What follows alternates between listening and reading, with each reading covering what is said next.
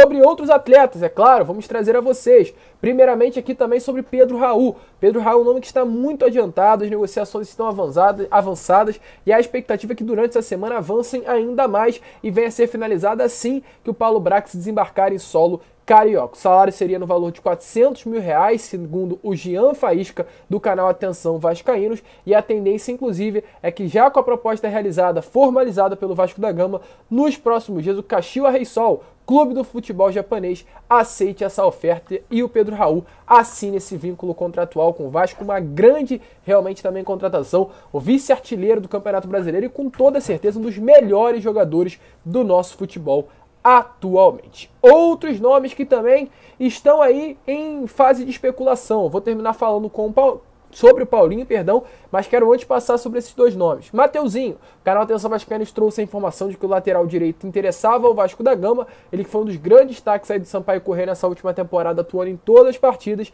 e além de ser um interesse do Gigante da Colina, também recebeu sondagens do Internacional. O Inter pode entrar forte na disputa por um lateral jovem, de apenas 24 anos, que se destacou muito jogando a Série B do Campeonato Brasileiro, e é claro, o mercado brasileiro que hoje está escasso na posição, o Mateuzinho seria uma boa oportunidade de mercado.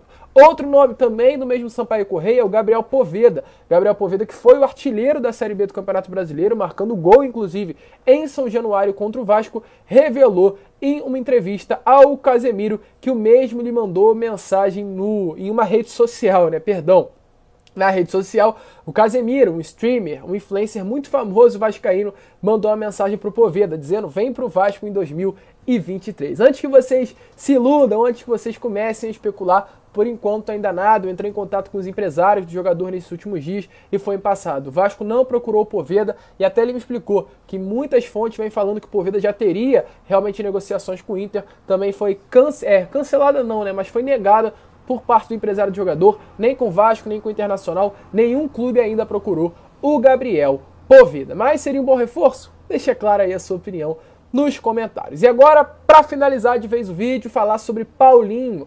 Pois o Paulinho, como o Pedrosa trouxe há alguns dias, contou realmente que o Vasco tem um interesse na contratação do Paulinho. Ex-jogador cruzmaltino, cria das categorias de base do Gigante da Colina, porém o Pedrosa deixou bem claro que mesmo diante desse interesse, ainda não existe nenhuma conversa entre o Vasco e o jogador, muito menos propostas na mesa para repatriar o atleta. Inclusive, além de Vasco, Atlético Mineiro e Palmeiras, também seriam mais dois clubes que sondaram a situação do jogador e sonham em contar com o atacante para 2023. Porém, Pedrosa confirmou.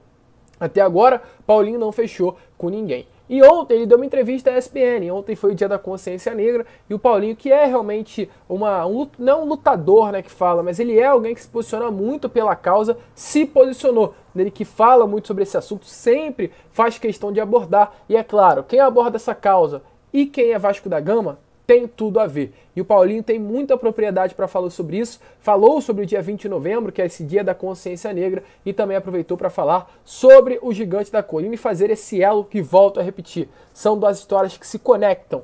Vasco sempre lutou contra o racismo, o Vasco é o pioneiro nessa luta, e o Paulinho deixou bem claro a importância do Gigante da Colina para isso, e é claro, demonstrou o amor que mesmo longe ele ainda sente pela Cruz de Malta.